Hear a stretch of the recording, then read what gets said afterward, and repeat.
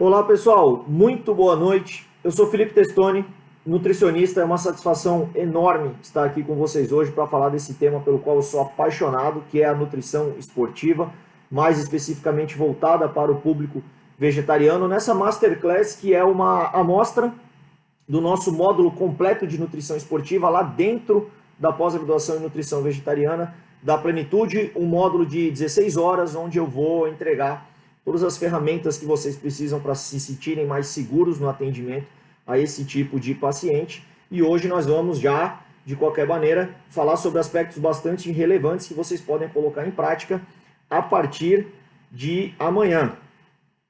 Eu sou nutricionista, como eu falei, membro do Departamento de Nutrição Esportiva da Sociedade Vegetariana Brasileira, pós-graduado em Nutrição Vegetariana pela própria Plenitude, onde logo na sequência me tornei professor, e hoje eu sou novamente aluno da Plenitude, afinal de contas aprender nunca é demais, na pós-graduação de Nutrição Esportiva e Estética.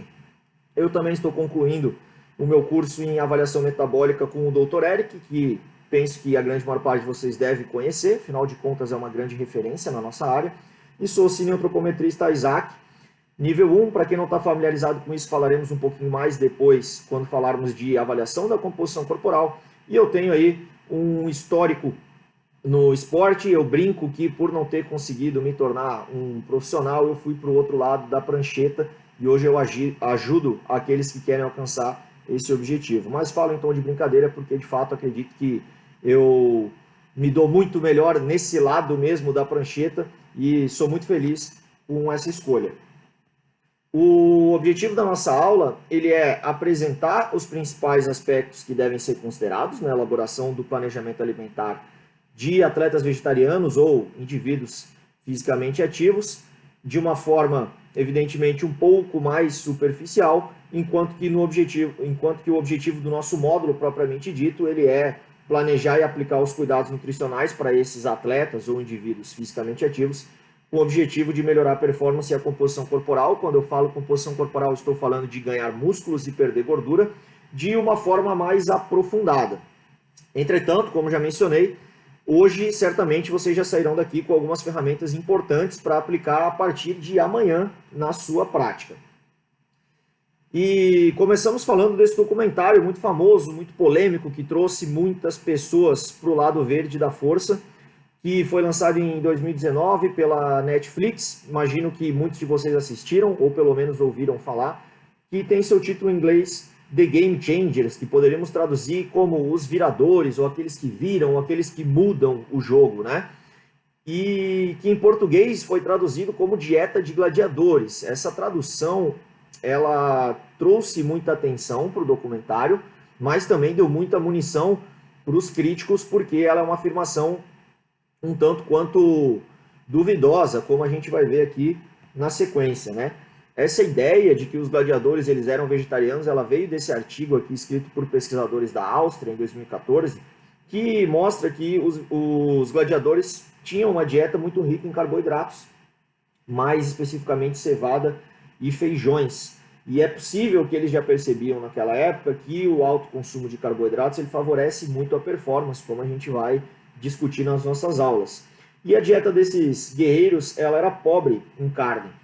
Pode-se discutir se ela era pobre em carne em virtude do difícil acesso à carne, afinal, grande parte dos gladiadores eram escravos, mas, por outro lado, não todos. Tinham gladiadores que tinham sim um poder aquisitivo e pode ser que eles optavam por não consumir tantas carnes, por de fato perceber que isso tinha algum efeito negativo para a sua saúde ou para a sua performance. Não estamos seguros sobre isso, mas esses pesquisadores também nos trazem uma outra informação importante, que é a de que os gladiadores tinham um alto percentual de gordura, o que conferia a eles maior resistência aos ferimentos. Então, essa imagem hollywoodiana, né, de gladiador fortão e seco, aparentemente não condiz com a realidade. Na verdade, os gladiadores eram mais fofuchos, como a gente vê aqui na segunda imagem. E é curioso que desde a antiguidade os físicos eles eram retratados de uma maneira muito mais exacerbada, por assim dizer, do que eles eram na verdade. né? Eles não tinham os filtros do Instagram, eles não tinham Photoshop, mas as pinturas elas já mostravam físicos que não eram de fato reais. E essa imagem então ela foi na sequência reforçada no nosso gladiador hollywoodiano, mas como eu falei, parece que isso não é bem verdade. Os gladiadores eles estavam mais para essa última imagem aqui um pouquinho mais cheinhos. E esse tema da imagem corporal eu acho muito bacana, eu falo mais sobre ele nas aulas, porque ele está muito relacionado com a nutrição esportiva, né? Muitos pacientes vão chegar no consultório querendo ter um físico de atleta, mesmo sem ser atletas. Por quê? Porque a ideia que se tem de um físico de atleta, como eu vou mostrar já já, é uma ideia um pouquinho deturpada.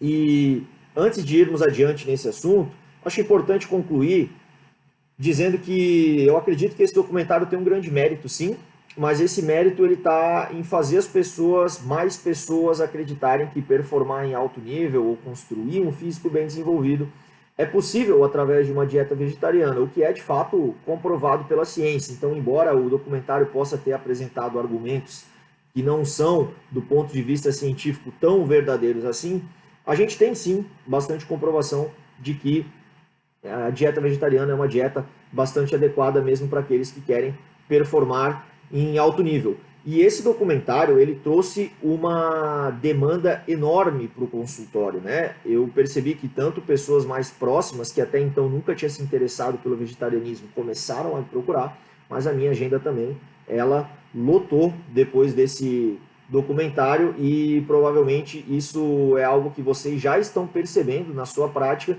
Talvez seja isso que tenha trazido vocês até aqui para o interesse de se qualificar em atender esses pacientes que são cada vez mais numerosos, né?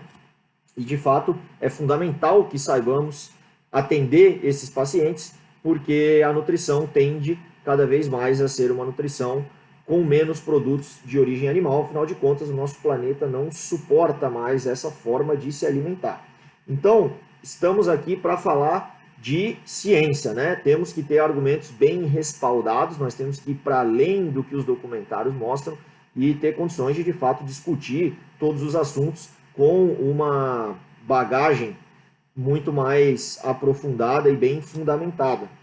De qualquer maneira, os estudos ainda são poucos. Eu trouxe aqui os 4 principais estudos que falam das necessidades especiais dos atletas veganos. Nós temos mais um de 2020 que é um pouquinho enviesado em virtude de ter sido escrito por uma autora que escreveu também um livro para atletas vegetarianos, mas que de qualquer maneira traz boas referências que, se nós formos ler na íntegra, vamos ver que tem metodologias muito interessantes. Mas os mais importantes até o momento são esses 4, certamente veremos muitos outros no futuro, temos inclusive pesquisadores brasileiros pesquisando o assunto, e isso será algo que certamente vai ser já totalmente atualizado até a nossa aula, porque a ciência está todo o tempo nos trazendo novas informações e é nosso papel justamente nos manter atualizados.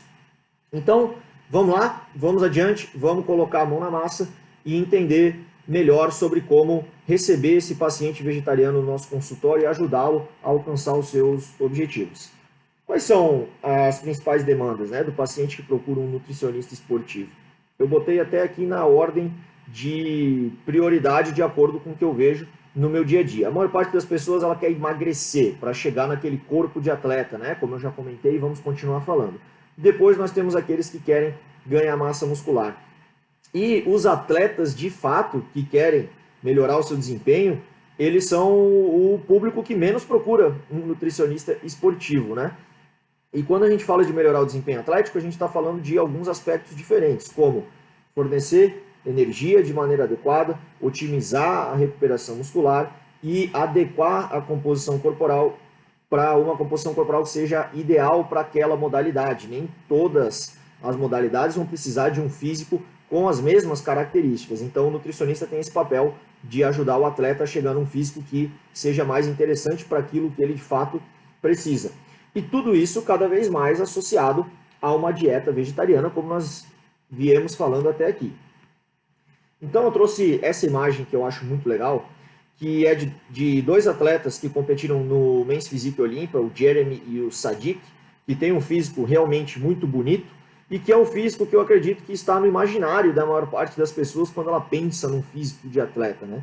Mas esses atletas, eles são fisiculturistas, e o fisiculturismo é um esporte que avalia a estética corporal. E quando a gente está falando de esportes que não são baseados em estética, a gente percebe que o físico dos atletas é muito diferente, como demonstram essas fotos desse trabalho aqui fantástico do fotógrafo Howard Schatz, de atletas olímpicos de diferentes modalidades. A gente vê aqui que eles têm formas corporais bastante distintas. Esse trabalho é muito mais completo, se vocês forem atrás dele, vocês vão ver fotos realmente muito bacanas e demonstra pra gente o quanto as pessoas têm uma ideia que é deturpada sobre o que é um físico de atleta, e isso reflete diretamente nas suas expectativas que nós, enquanto nutricionistas, precisamos alinhar, como também falaremos mais ao longo dessa aula. Então, deixa eu respirar aqui um pouquinho, vocês podem respirar também. Então vamos olhar para os nutrientes que se diz serem de maior importância para os atletas vegetarianos. Então, nos meus estudos sobre esse assunto, eu percebi que nas recomendações gerais para atletas, como a gente pode ver aqui nesse primeiro estudo, que é da American College of Sports Medicine, e traz aí as recomendações mais atuais sobre nutrição esportiva, a gente vê que todos os atletas deveriam prestar atenção na sua ingestão de ferro, sobretudo as mulheres, né? Na sua ingestão de cálcio, também, sobretudo as mulheres, na sua vitamina D, sobretudo em regiões onde existe uma menor exposição solar, e em antioxidantes. Bom, antioxidantes já são bastante abundantes, né, na dieta à base de plantas. E quando a gente vai olhar para as recomendações mais específicas aqui, ó, para veganos, como nessa revisão aqui de 2017, a gente vê que a gente encontra as mesmas coisas, né? Ferro, cálcio, vitamina D. Os antioxidantes não são uma recomendação porque já comemos bastante através de vegetais, mas aí surge também o zinco, que é facilmente obtido com os devidos cuidados. Isso aqui são observações minhas, tá? O ômega 3, que não está frequentemente presente em quantidades adequadas nas dietas dos atletas onívoros, porque o consumo de peixes não é comum em diversas regiões, sobretudo interioranas. Então é bastante questionável se vale a pena a gente considerar essa uma preocupação maior para os veganos, ou se a gente deveria considerar essa uma preocupação de todos os atletas. A vitamina B12, que já sabemos que é de suplementação obrigatória, não há o que se discutir a respeito disso. E o iodo, que é bastante improvável no Brasil, afinal o nosso sal, o nosso sal já é iodado. Então, olhando para isso aqui, comparando, né, as informações que a gente tem no estudo aqui da esquerda, com as informações que a gente tem no artigo da direita, e levando em conta esses aspectos aqui que eu comentei, a gente vê que esse leão, na verdade, ele está mais para um gatinho, né? Não é tão difícil assim, não é essa coisa complexa que nos fazem pensar inicialmente a adequação da dieta de um atleta para uma alimentação sem carnes. Então vamos lá, vamos olhar para isso mais adiante. Mas o objetivo aqui da nossa aula não é ficar discutindo se a dieta vegetariana é melhor ou é pior e coisas dessa natureza. A gente já está partindo aqui do princípio de que sim, é possível seguir uma dieta vegetariana e atingir qualquer que seja o nosso objetivo. O que a gente vai falar aqui é muito mais sobre como atender esse paciente na prática, que é algo que, como eu disse, vocês vão poder aplicar a partir de amanhã. Então, uma consulta nutricional, ela tem várias etapas que não precisam seguir essa linearidade que eu descrevi aqui. Vocês podem fazer isso da maneira que vocês se sentirem mais habituados ou mais confortáveis, né? Confortáveis acho que é a palavra melhor, porque nem todo paciente é igual também, né? A gente às vezes pensa em começar a consulta de um jeito, mas o paciente já chega falando tudo que ele come, e aí de repente é melhor já ir escrevendo um recordatório, depois a gente volta na anamnese. Todavia, eu organizei de uma maneira aqui mais didática e destaquei em negrito aquelas que nós vamos falar hoje, que são anamnese, definição do objetivo, cálculo das necessidades energéticas e as necessidades especiais do atleta vegano. Na nossa aula completa falaremos sobre os outros temas que estão descritos aqui também, e lembrando que o objetivo não é fazer uma grande abordagem sobre cada passo da anamnese, sobre cada passo dessas etapas, mas sim, hoje, nesse momento, falar sobre aquilo que é mais relevante para o paciente vegetariano, tá? Assim a gente foca naquilo que realmente é importante para a gente. Então, na anamnese, a gente pode verificar há quanto tempo esse paciente é vegetariano. Se ele já for, talvez ele ainda não seja e queira se tornar, mas pode ser que ele já seja. E sabendo há quanto tempo ele já é vegetariano, a gente consegue ter uma ideia melhor de há quanto tempo ele talvez esteja com uma dieta baixa em determinados nutrientes ou mais alta em determinados nutrientes. A gente também já vai ter uma ideia de quão familiarizado ele está com o consumo de alguns alimentos, como as leguminosas, como de repente uma proteína de soja, um tofu. A gente consegue entender melhor em onde esse paciente está para poder caminhar com ele adiante. A gente pode verificar qual é a motivação para esse paciente ter se tornado vegetariano ou querer se tornar. Por quê? Se essa for uma motivação mais ligada a... Deixa eu trocar minha ferramentinha aqui. Opa! Se essa for uma preocupação mais voltada para performance, esse paciente provavelmente vai estar disposto a fazer o que tiver que fazer. Ele não se importa de tomar bastante suplemento proteico, ele não se importa de comer proteína de soja, ele não se importa com nada, né? Eu brinco que se for um fisiculturista, então você convencer ele que pedra faz crescer, ele vai comer também. Agora, se é um paciente pensando em saúde, ele pode ser um paciente já mais resistente, talvez, a consumir um leite vegetal enriquecido por ser industrializado, ele quer focar numa alimentação mais realmente whole food, plant-based, ou é um paciente que também mais facilmente vai deixar de ser vegetariano, porque se ele perceber que comer carne talvez não seja tão ruim assim, então se a motivação dele não envolve questões éticas, isso já facilita com que ele dê um passo atrás, enquanto que essas pessoas com uma motivação mais ética já são pessoas que talvez não tenham tanta preocupação com a saúde, elas estão realmente preocupadas com os impactos ambientais ou com os animais, então podem ter uma alimentação mais rica em industrializados. Nada disso é regra, tá? Eu estou falando de uma maneira geral, só para a gente conseguir ficar atento a alguns pontos de atenção. E, enfim, existem outros motivos vários para que as pessoas possam decidir se tornar vegetarianas, e a compreensão da caminhada, da trajetória, do histórico desse paciente nos ajuda a enxergar de que maneira ajudar ele de uma maneira mais eficiente. E a gente pode também já verificar se existe uma intenção de restringir ainda mais os alimentos de origem animal ou não. Por exemplo, o paciente diz, eu estou reduzindo a carne, mas eu quero mais para frente reduzir o ovo também, tirar o leite, por exemplo. E tem pacientes que vão dizer assim, eu não como carne, mas eu não tenho problema nenhum com ovos e leite, nesse momento eu não quero mudar isso. Legal, sabendo disso, a gente vai conseguir montar um plano alimentar que já vá orientando essa pessoa na direção que ela deseja, de talvez já ir reduzindo aos poucos. A gente pode colocar alguns dias na semana sem ovo, por exemplo, ou não. Se essa pessoa não tem intenção de ir adiante, a gente respeita aí a decisão dela. Legal? E a gente vai, então, na sequência, para uma avaliação da composição corporal. Qual que é o objetivo? A partir da composição corporal atual, verificar a necessidade de adequação, considerando a saúde, a modalidade praticada e a estética corporal. Então, se essa pessoa é um atleta que precisa performar, pode ser que ele precisa perder peso, por exemplo, vamos supor que seja um maratonista, mas se for um levantador de peso, ele não tem essa necessidade, pelo contrário, ele pode até ter um percentual de gordura maior. Então, avaliando a composição corporal, a gente consegue tomar algumas decisões que a gente vai ver aqui na sequência. Para avaliar essa composição corporal, existem muitos métodos. É importante saber que todos os métodos possuem limitações, todos os métodos possuem prós e contras, que estão relacionados ao seu custo, à qualificação que o avaliador precisa ter, aos protocolos pré-testes, que isso pode exigir ou não, e outros. E a gente precisa, então, avaliar a melhor opção considerando todo o contexto, né? Aonde que eu vou fazer essa avaliação? É dentro do meu consultório? É dentro de uma grande universidade? Eu tenho bastante tempo para isso, numa consulta, ou vou fazer isso nos minutos que antecedem uma competição com uma amostra muito grande, se eu estiver fazendo um estudo científico, por exemplo.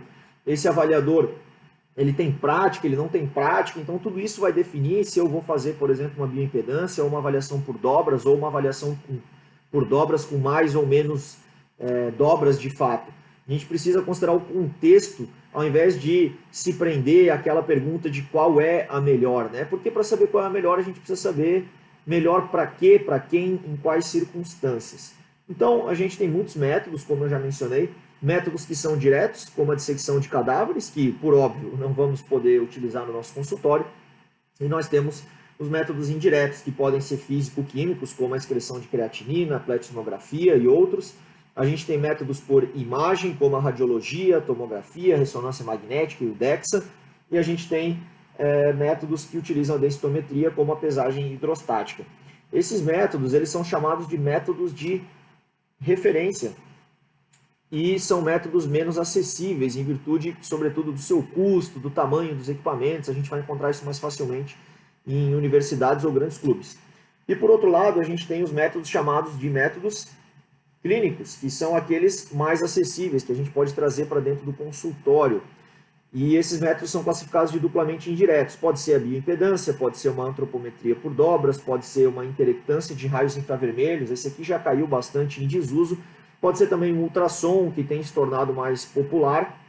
E esses métodos todos eles são de mais baixo custo, embora a bioimpedância possa ter um valor bastante elevado, como a gente já vai ver, mas de maneira geral de custo bastante mais baixo que os anteriores. E eles precisam de pouco espaço, eles são mais rápidos e são ditos também como não invasivos. Eu trouxe aqui esse questionamento, né? Será que eles são menos invasivos? Porque se a gente pensar que para uma pessoa pode ser bastante difícil se despir na frente de um avaliador, sobretudo se ela tem algum tipo de transtorno alimentar ou de transtorno de imagem, isso pode ser sim algo um tanto quanto invasivo. Então a gente precisa levar isso em consideração também e ver se é o caso fazer esse tipo de avaliação com o nosso paciente, né?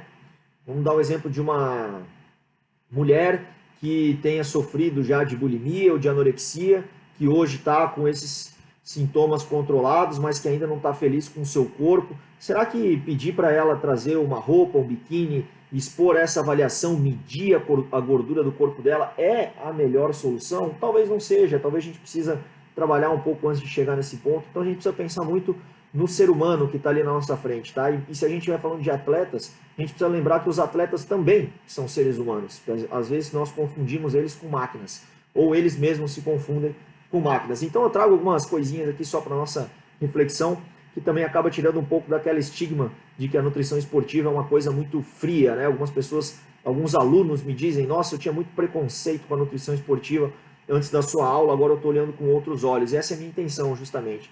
Que vocês olhem para a nutrição esportiva como uma ferramenta útil em qualquer situação. A gente pode aplicar ela de uma maneira muito inteligente mesmo para aqueles que não são atletas, ok? Então, falando um pouquinho de bioimpedância, que é um dos métodos mais conhecidos e utilizados, ela é uma análise de impedância bioelétrica, né? O que é impedância? Impedância é um conceito da física que está ligado à resistência. Resistência obtida através da aplicação de pequenas correntes elétricas. Então a gente sabe que quanto mais água tiver um tecido, menor vai ser a resistência. Onde que a gente encontra isso? Nos músculos, né? E quanto maior for a resistência, nos tecidos que são mais densos, como os ossos, gorduras e pele, então maior vai ser essa impedância. A qualidade dos equipamentos de bioimpedância varia muito, porque nós temos aí equipamentos que vão desde R$300, aquelas balanças caseiras, né, que alguns pacientes até têm, e nós temos equipamentos de R$100.000, como alguns modelos da Embody. Eu trouxe até aqui um formuláriozinho de resultados da Embody, para quem nunca viu. Ela traz os resultados da bioimpedância dessa maneira. Essa é uma balança realmente muito bacana, mas que tem um custo bastante elevado. E a bioimpedância, ela exige uma padronização, ela tem um protocolo pré-avaliação. Eu peguei aqui esse protocolo da nossa querida Luciana Rossi, que é também professora da Plenitude, e entretanto existem outros, tá? Esse aqui é só um exemplo, que nos traz aqui a importância de evitar o consumo de cafeína e álcool 24 horas antes, porque isso altera o estado de hidratação, e o estado de hidratação, já me adiantando, está aqui, né? Como o fator que mais influencia no resultado da bioimpedância. Não fazer atividades físicas ou refeições pesadas, pelo menos 4 horas antes. Suspender, se possível, a medicação diurética. Aqui eu faria um adendo, né? Diria o seguinte, para a pessoa continuar o seu uso habitual. Então, se ela usa diurético todo dia, ela continua usando para a sua avaliação, porque no futuro ela também vai estar utilizando. E, por outro lado, se ela vai começar o uso de uma medicação diurética, que não seja às vésperas de um exame como esse. Evitar esse exame no período pré-menstrual, onde as mulheres tendem a ter uma retenção hídrica maior, e é um exame contraindicado para portadores de marca-passo ou para gestantes. Como eu falei, existem outros protocolos, e na prática o que eu vejo é que pouca gente faz isso, porque isso dá trabalho para o paciente, isso gera várias pequenas consequências ali para a consulta, mas o ideal é que seja feito. E aqui eu trouxe um estudinho que é um pouquinho antigo, mas não por ser antigo que é necessariamente ruim, de jeito nenhum, né? Existem estudos aí extremamente bem desenhados que nós vamos utilizar ad eternum, que a gente tem que ficar atento a se a metodologia utilizada ainda é válida e tal. Então, por exemplo, esse estudo é de 1998, a gente certamente já tem bioimpedâncias bem mais interessantes do que a que eles usaram aqui nesse estudo.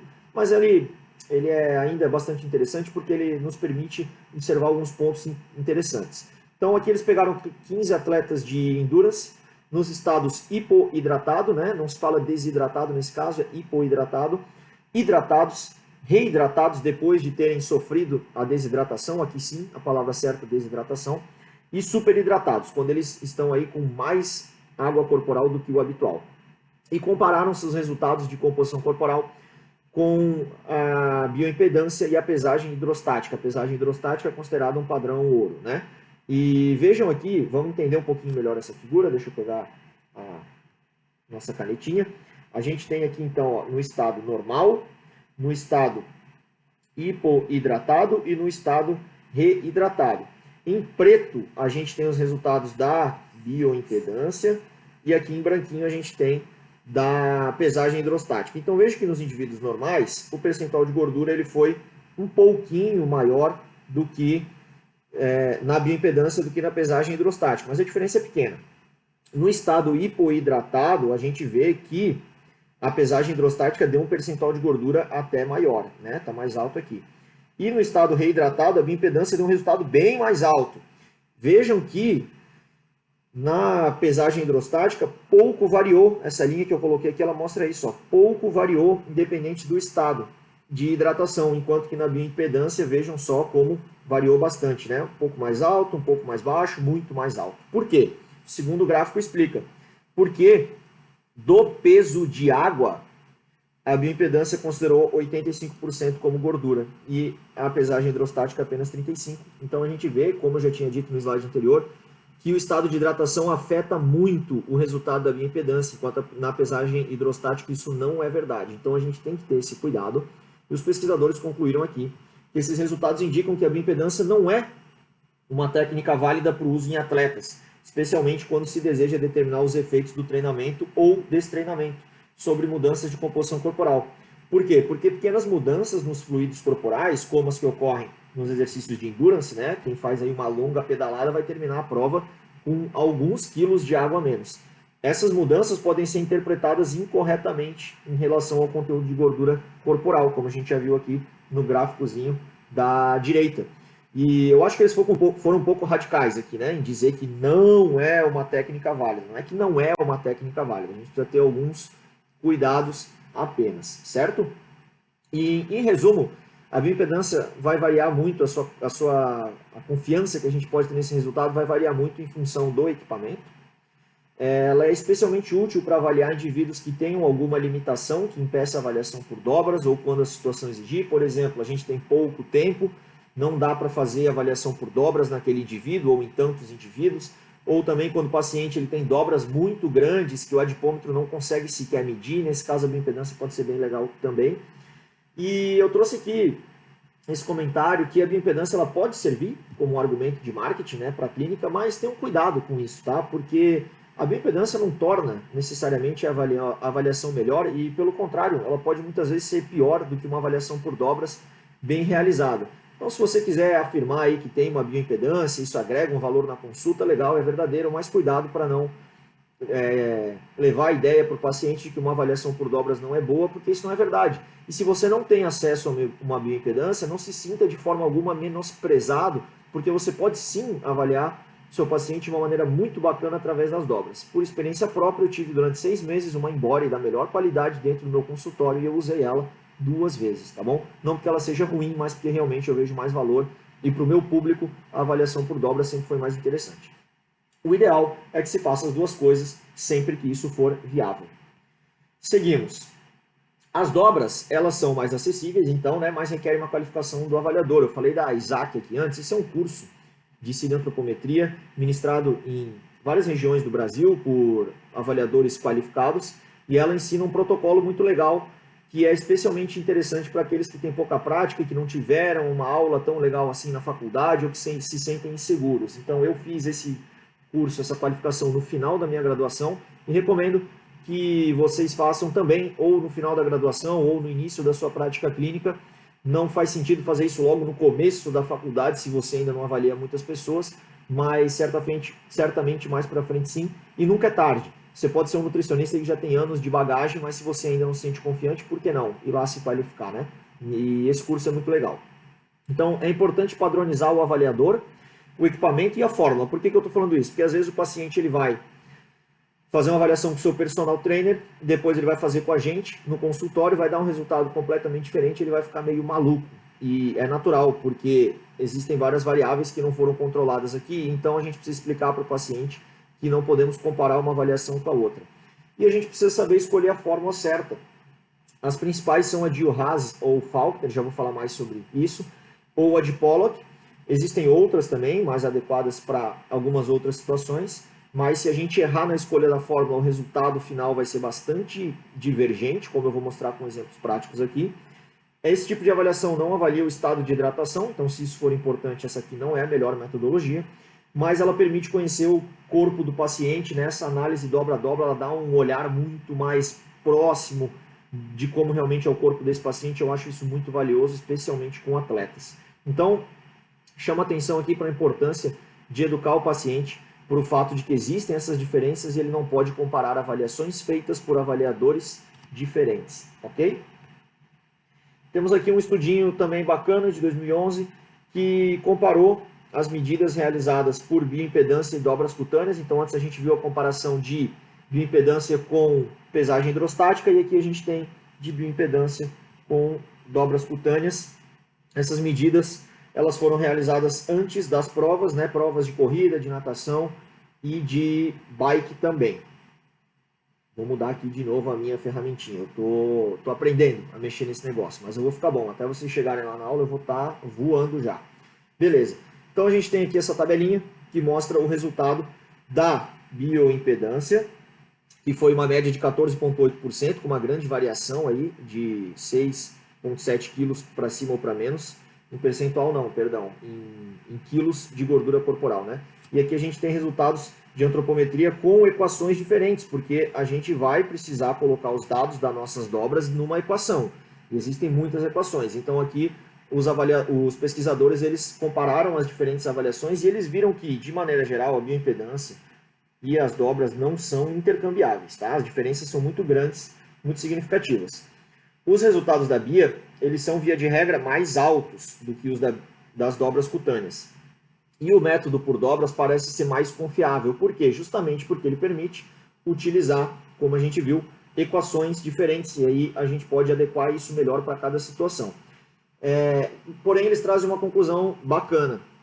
Que, entretanto, né, não podendo fazer uma avaliação por dobras, não tendo um avaliador treinado, a bioimpedância pode ser sim uma forma muito útil de avaliar a composição corporal, contanto que a avaliação seja feita em igualdade de condições, como, por exemplo, em jejum de manhã cedo. Então você não pode fazer a avaliação com um atleta em jejum, com outro no final do dia, ou com esse mesmo atleta antes do treino e na próxima vez depois do treino. Você tem que sempre tentar reunir condições semelhantes. Por isso que existe um protocolo pré-teste, como a gente já viu ali quando falamos de bioimpedância. Beleza? Seguimos. Eu trouxe aqui então uma comparação prática para vocês de uma avaliação feita comigo mesmo. Então nesse momento aqui eu tinha 29 anos, agora eu já estou na casa dos 30, né? Mas eu tinha 29 anos, pesava 85 quilos, nessa época me preparando para uma competição de fisiculturismo. Nós temos aqui na esquerda as minhas dobras, eu destaquei aquelas que são utilizadas na equação de Faulkner, e através dessas dobras a gente chegou aqui num valor de 9,29% de gordura corporal.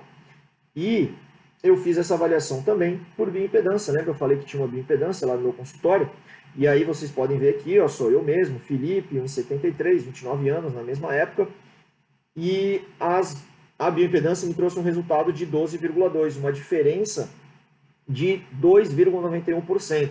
Isso é significativo? Isso é significativo. Se você pensar que, digamos, o seu paciente veio e ele tinha 15% de gordura corporal, ele seguiu a dieta durante 2 meses, aí ele volta no consultório, e o seu resultado ele deu igual ao anterior, ele pode ficar frustrado, porque ele estava se esforçando e ele não viu mudança nenhuma. Só que na primeira vez você fez por dobras e agora você já tem uma bioimpedância e fez por BIA. Então, na primeira, ele tinha um valor que foi obtido através de um determinado cálculo, e no segundo outro, e aí ficou com a impressão de que ele não melhorou, mas na verdade a bioimpedância está dando um valor mais alto do que o real. Na verdade ele pode ter melhorado, por exemplo, 2,1%. Então tá vendo como é importante a gente padronizar o teste para não ter esse tipo de confundidor? Então aqui a gente vê na prática a diferença entre um e outro, que se nós estivermos utilizando a avaliação somente para um acompanhamento do progresso, não vai ter problema nenhum, porque não faz diferença se esse paciente tem 9 ou tem 12. O importante é que a gente continue avaliando e veja um progresso e mantenha sempre o mesmo método de avaliação. Legal? Vamos adiante então. Já falei aqui da equação de Yuhas ou de Faulkner. Por que eu estou falando desses dois nomes? Porque existe uma grande confusão.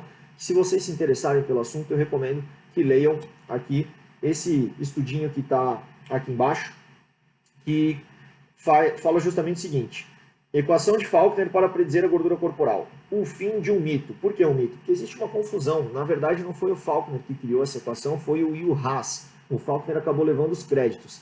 Mas isso também não faz diferença. O importante é que essa equação é muito útil para avaliar homens jovens treinados.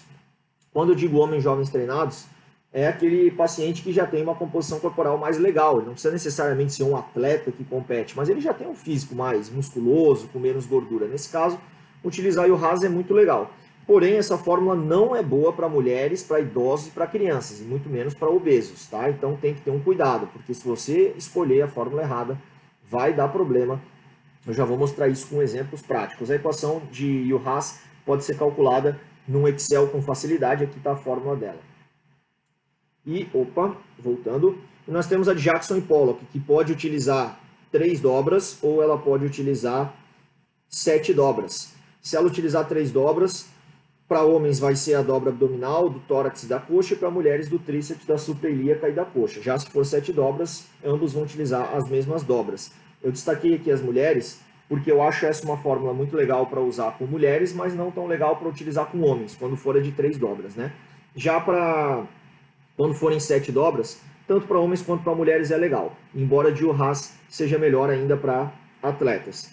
E por que eu utilizaria 7 ou utilizaria 3? Bom, porque depende se você tem habilidade para pegar 7 dobras, se você tem tempo para pegar 7 dobras, se você tem as melhores condições para isso. Eu, no meu consultório, não pego 7 dobras. Por que eu não pego 7 dobras? Porque eu não gosto de pegar a dobra do peitoral e axilar das mulheres, que normalmente vai exigir um biquíni, ela é um pouco mais desconfortável, eu preciso me aproximar de uma região que algumas mulheres podem se sentir um pouco desconfortáveis, e eu prefiro não fazer, então utilizo 3 dobras para as mulheres, e os resultados são muito semelhantes, eu tenho bastante sucesso. Agora, se você não tem problema em pegar 7 dobras, recomendo que use aí as 7 dobras. Eu trouxe aqui então um exemplo prático de um fisiculturista com 80 quilos, que, de novo, né, sou eu, então, naquela época, a primeira vez eu tinha 85, aqui já tinha secado para a competição, tinha chegado nos 80 quilos, estava na semana pré-competição. Então, as dobras diminuíram bastante, e olha só, calculando com Pollock 3 dobras, a gente chega num resultado de 2,22%. Isso é absurdo, né? Ninguém tem um percentual de gordura tão baixo. Se a gente vai para o Pollock 7 dobras, continuou bastante baixo, né? 2,50%. Se a gente for para o Petroski, que eu não abordei aqui, mas é uma das possibilidades, 6,56%, já começou a ficar mais interessante. E por Faulkner, que eu considero ideal, 8,23%, certamente muito mais próximo da realidade. Se fosse uma bioimpedância, talvez chegaríamos em algo em torno de 10%. Então vejam como a diferença da dobra faz diferença. As diferentes equações trazem resultados divergentes. Então imagina que seu paciente fez a avaliação com o personal, e o personal fez com Pollock 7 dobras, aí deu um valor lá X, de 10%, por exemplo. Aí você foi lá e fez por Faulkner, e deu 18%.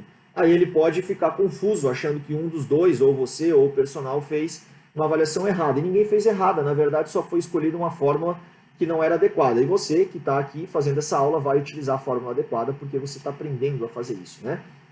Então, aqui está o resumão para vocês. Se for um homem treinado, utilizem Juhas ou Faulkner com 4 dobras. Se for uma mulher, vocês vão utilizar Pollock 7 ou 3 dobras, mas não vão usar Juhas ou Faulkner. Aí, se não for um atleta, eu vou explicar para vocês lá na aula completa, porque aqui nós estamos focando em pessoas que treinam, tá bom? E eu trouxe também aqui o método infalível. Qual é o método infalível? A soma das dobras. Por que esse aqui é infalível? Porque esse aqui não depende de equações. A gente vai somar as dobras para chegar num resultado e comparar. Então a gente tem aqui a atleta Juliana Malacarne, que é uma grande atleta brasileira de sucesso. As suas dobras foram avaliadas aqui pelo seu médico, Paulo Musi, que é inclusive professor também da Plenitude. E esses dados estão disponibilizados no livro Nutrição no Fisiculturismo, do Dudu Halush, que é um nutricionista que eu gosto bastante.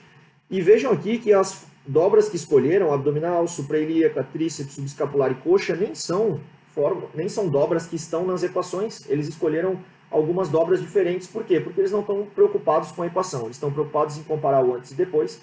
E no antes e depois a gente vê que o total de dobras de 44,5 caiu para 20,9. É uma diferença significativa entre a fase de ganho de massa muscular e a fase de contest, que é a fase de perda de gordura corporal. Então, com essa visão aqui exclusivamente das dobras, você tem um resultado muito bacana, que é especialmente interessante para pessoas que são já desapegadas daquela necessidade de saber quantos por cento ela tem de gordura, o que é, via de regra, realmente desnecessário. Mas a gente precisa trabalhar isso com o paciente ao longo do nosso contato com ele. Então, concluindo a fase de avaliação antropométrica, a gente precisa escolher o melhor método considerando os recursos disponíveis e as características do paciente, o que eu tenho na minha mão, né, no meu consultório ou lá na minha universidade, que características tem esse paciente, ele é obeso, não é, ele é atleta, realizar as dobras sempre que possível, quando não der tudo bem, mas se for possível melhor, e se puder fazer dobras e bioimpedância, melhor ainda, ideal. Explicar para o paciente essas variáveis que a gente acabou de conversar, né, sobre diferentes métodos, diferentes equações, para reduzir na percepção dele a importância do valor final em percentual de gordura. Vamos nos focar nas dobras, foco nas dobras. Utilizar o momento da análise dos resultados para demonstrar segurança para esse paciente, demonstrar conhecimento para ele, explorar os detalhes, né? Então é um grande momento para você mostrar para ele coisas que nem todo nutricionista está mostrando, nem todo treinador está mostrando. Geralmente se faz avaliação e fala para o paciente, ó, você tem 12%, isso está bom ou isso está ruim. Pô, vamos mostrar para ele, olha só, existem várias maneiras de fazer, a gente escolheu essa por essa razão, as suas dobras são essas, o nosso objetivo é diminuir para tanto. E assim você vai estabelecendo um vínculo de confiança com esse paciente que vai fazer, inclusive, com que ele siga suas orientações de uma maneira muito mais verdadeira. E por isso que eu acho esse momento um momento importante da consulta. Ele vai para muito além de simplesmente medir a pessoa, tá bom?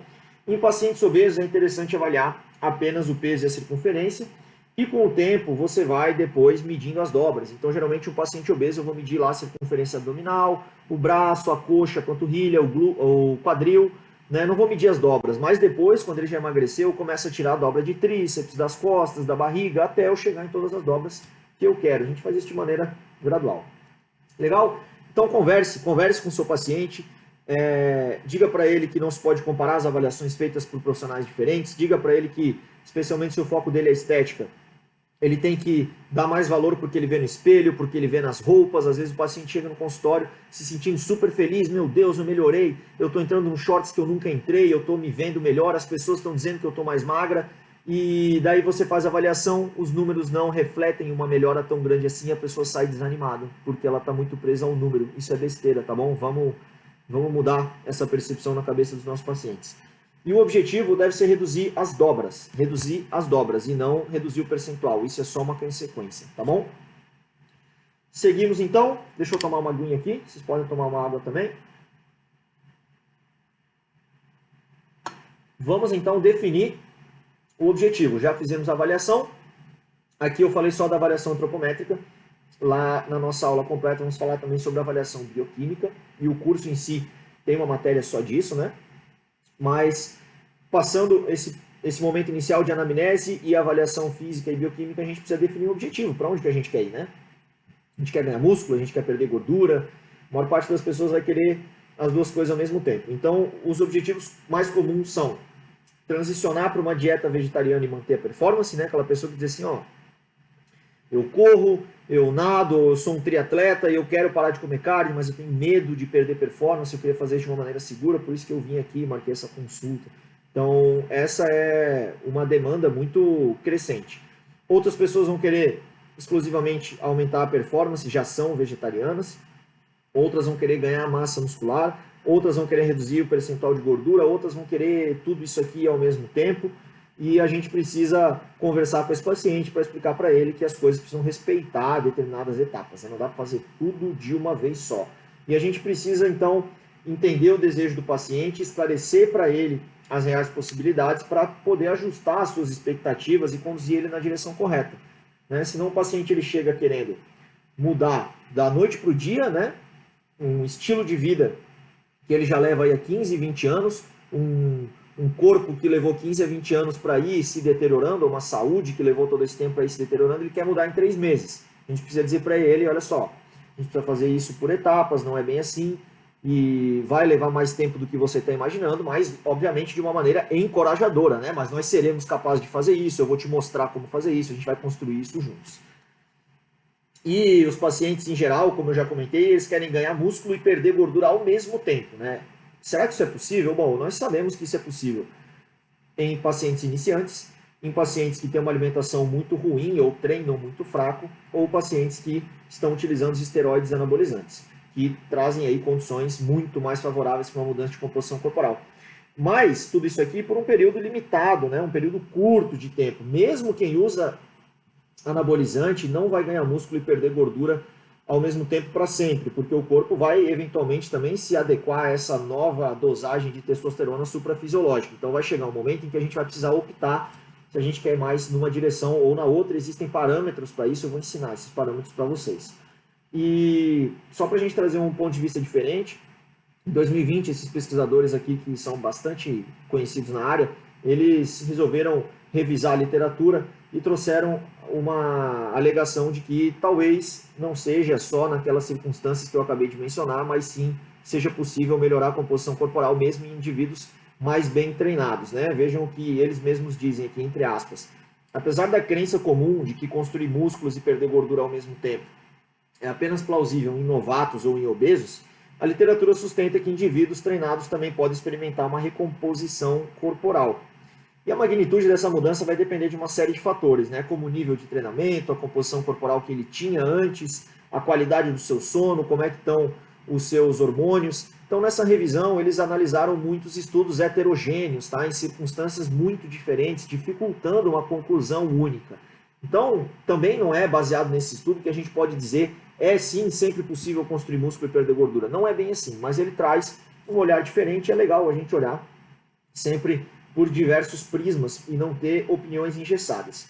Então, eles trazem como aplicações práticas, que essas sim eu considero bem legais para a gente também levar ao conhecimento do paciente, que para a gente maximizar a possibilidade de construir músculo e perder gordura ao mesmo tempo, a gente precisa treinar com pesos, né? Então o paciente não vai ganhar músculo e perder gordura se ele só pratica a caminhada. Ele tem que treinar com pesos. Pelo menos 3 vezes por semana, no mínimo, né? É importante ajustar o treino conforme a sua tolerância. Esse paciente precisa conseguir se recuperar. Se ele está dia após dia dando um treino extremamente intenso, não se recupera, ele não vai conseguir ganhar músculo e perder gordura. É necessário consumir entre 2,6 e 3,5 gramas de proteína por quilo de massa magra.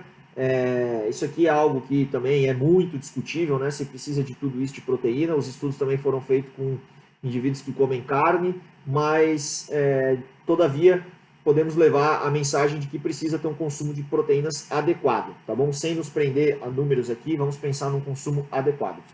E a gente precisa priorizar a quantidade e a qualidade do sono. Sem dormir bem, ninguém vai melhorar a composição corporal. Hoje a gente conhece muito bem os efeitos da privação de sono sobre a composição corporal, que são realmente horríveis. Então, a definição do objetivo quem faz é o nutricionista, tá? Não é o paciente. Com base no quê? No percentual de gordura e nas dobras cutâneas atuais.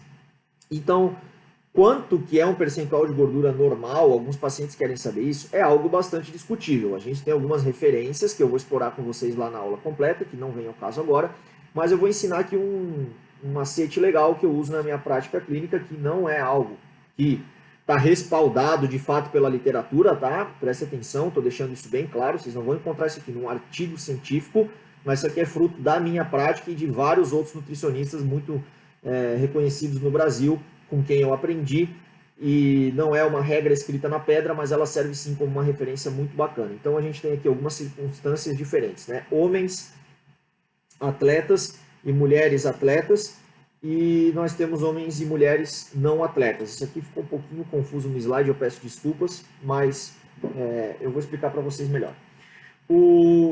Nós temos a situação daí, no ganho de massa sem esteroides, o ganho de massa com esteroides, a definição sem esteroides e a definição com esteroides. Então vamos lá. O ganho de massa sem esteroides para homens vai permitir um percentual de até 12 ou 14. O que eu quero dizer com isso? Que se o paciente ele já está com esse percentual de 12 ou 14%, eu não vou dar para ele uma dieta hipercalórica. Por quê? Porque ele vai ganhar gordura corporal excessiva, tá bom? Já se esse paciente usa esteroides, a gente vai tolerar ainda menos, 10 a 12%, porque ele está numa situação muito mais favorável para construir músculos. Em mulheres que querem ganhar músculo, a gente vai tolerar um percentual maior que os homens, obviamente, né? As mulheres têm mais gordura corporal naturalmente, a gente vai tolerar entre 16% e 20%. Se essa mulher utilizar esteroides, a gente vai tolerar um pouquinho menos, porque ela está numa situação favorável, 12 a 16%.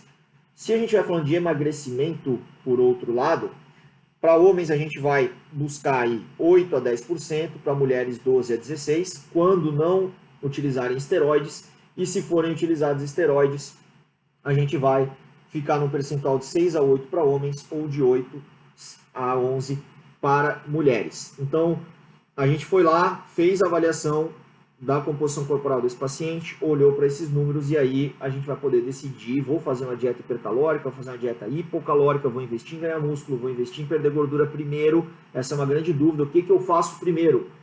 Vou atrás de construir músculo ou vou investir em perder gordura? Vocês podem utilizar esses parâmetros aqui para definir, tá bom? Vou mostrar um exemplo prático que vai facilitar.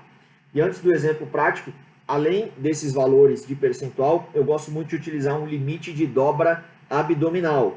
Então, para homens eu vou usar o limite de 12, para mulheres o limite de 18. Vamos ver isso agora na prática para vocês entenderem exatamente o que eu quero dizer. Temos aqui um homem de 29 anos com 85 quilos que não usa esteroides, tá bom? Se a gente medir a composição por Falkner, ela deu 13,28. Se a gente medir por Pollock, ela deu 9,74. E a gente mediu a dobra dele e deu 16. Bom, pergunto para vocês, vamos investir em ganhar músculo ou em perder gordura? Vamos raciocinar juntos? Então, por Falkner, que deu 13,28, eu poderia seguir numa dieta hipercalórica, né? Porque o meu limite é 14. Se fosse por Pollock, 9,74, mais ainda. Poderia seguir adiante por mais tempo ainda. Só que temos que lembrar que Pollock hiperestima, né? Esse percentual. Na verdade, ele dá um percentual mais baixo do que a realidade. Independente da equação que eu usei, esse paciente, esse indivíduo, ele tem 16 milímetros de dobra abdominal. E isso aqui é um fator limitante, porque embora ele esteja dentro do percentual desejado, a dobra abdominal dele já é muito grande. Isso é frequente no consultório. Então, nesse caso, nós vamos optar por reduzir o percentual de gordura e para isso a gente vai fazer uma dieta hipocalórica. Legal? Vamos adiante então. Concluindo essa etapa de definição do objetivo. É fundamental saber interpretar o desejo do paciente. O que eu quero dizer com isso? O paciente chegou lá, ele falou assim, eu quero ter um corpo mais legal, gostaria de construir massa muscular. E aí você olha para ele e percebe que esse paciente já tem um percentual um pouco mais alto. Você faz a avaliação e vê que a dobra abdominal está muito grande. Você vai ter que dizer para ela, eu entendo que você quer um corpo mais musculoso, mais definido, e você realmente precisa construir músculo, mas antes disso, a gente precisa perder um pouco de gordura corporal. Então a gente vai fazer isso por um período, depois nós vamos aumentar suas calorias. Ou o contrário, né? A pessoa diz assim, eu quero definir, quero ter um corpo mais rasgado, eu preciso perder gordura. Você faz a avaliação dela e vê que assim, o percentual dela já está bom. Ela não precisa perder gordura, ela precisa construir músculo, porque o corpo dela não está bonito, não tem um formato legal, porque não tem massa muscular. Então você vai dizer, o caminho para você não é perder gordura, você já tem um percentual de gordura legal, você precisa construir músculo. Então você, nutricionista, interpreta o desejo do paciente e direciona ele no caminho correto, explica para ele a razão de você ter feito isso, E, como eu falei, considere a dobra abdominal como limitante, além do percentual de gordura. Via de regra, vai ser mais interessante reduzir o percentual antes de aumentar as calorias, tá? Via de regra. Salvo exceções, quando é aquele paciente que é muito magro e quer construir músculo, aí a gente vai começar já colocando bastante comida, mas senão a grande maior parte das vezes a gente vai precisar perder um pouco de gordura. Cada caso tem que ser avaliado individualmente. Aquela ideia de fazer um off, um bulk sujo, né, que é comer pra caramba, ganhar músculo, ganhar com isso muita gordura para depois secar, é uma estratégia ruim, tá, pessoal? Isso aqui era feito no passado pelos fisiculturistas, mas hoje isso não tem mais muito cabimento. Os atletas que fazem isso estão muito conscientes do que estão fazendo, é uma situação específica, mas para o paciente no consultório não tem razão de deixar o percentual de gordura aumentar muito, isso aumenta a resistência à insulina, isso dificulta ganhar músculo também. Então a gente não vai trabalhar com percentual de gordura muito alto. E é legal saber que uma definição extrema, ela não é possível sem o uso de esteroides, tá? Salvo exceções, pessoas com uma genética muito favorável. Por quê? Porque nesse estado de uma dieta hipocalórica prolongada, a gente perde muito músculo sem o uso de fármacos, então a gente precisa alinhar as expectativas do paciente, explicar para ele que se ele não tem uma genética extremamente favorável, ou ele não usa esteroides, ele não vai ficar com aquele físico que ele está vendo no Instagram, e a gente não vai fazer isso para acabar com as expectativas dele e deixar ele triste, chateado. A gente vai fazer isso justamente para prevenir uma frustração futura. Isso é uma coisa importante de se fazer. Então, além disso, avise ao seu paciente, né, que a musculação é a atividade física com maior potencial de melhorar a composição corporal e que pode ser diferente, pode ser necessário seguir numa direção diferente daquela que ele estava imaginando. Ele achava que tinha que perder gordura, mas ele tem que construir músculo, ele achava que tinha que construir músculo, mas ele tem que perder gordura. Converse com o seu paciente, explique isso para ele, deixe isso bem claro. Mais uma vez, fortaleça o vínculo de confiança. Isso é uma coisa muito valiosa, vai fazer esse paciente continuar com você por meses ou por anos aí a fio.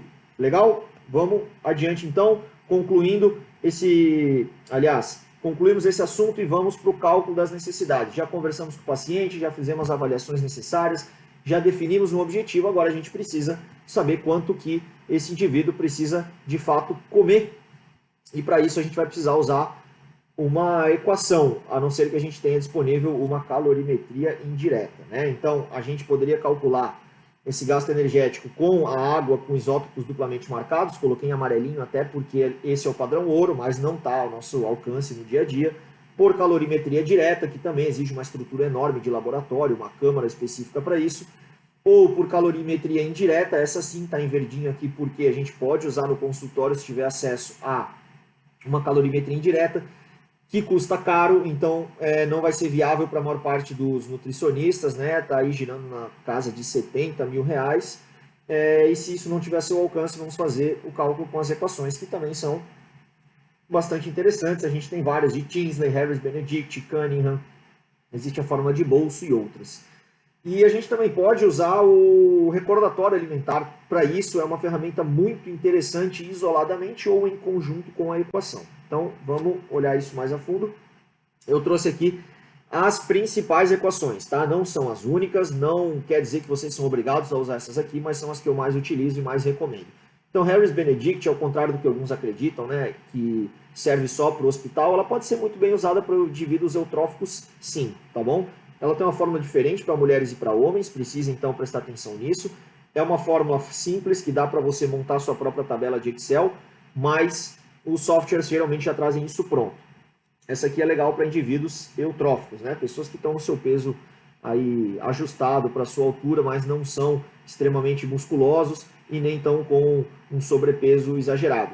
Já se a gente pegar um paciente que tem de fato sobrepeso ou mesmo obesidade, a gente vai usar essa equação de Mifflin, tá? Que está destacado aqui como a ideal para essas situações. Uma forma que também pode ser feita aí facilmente no Excel ou através dos softwares que trazem ela.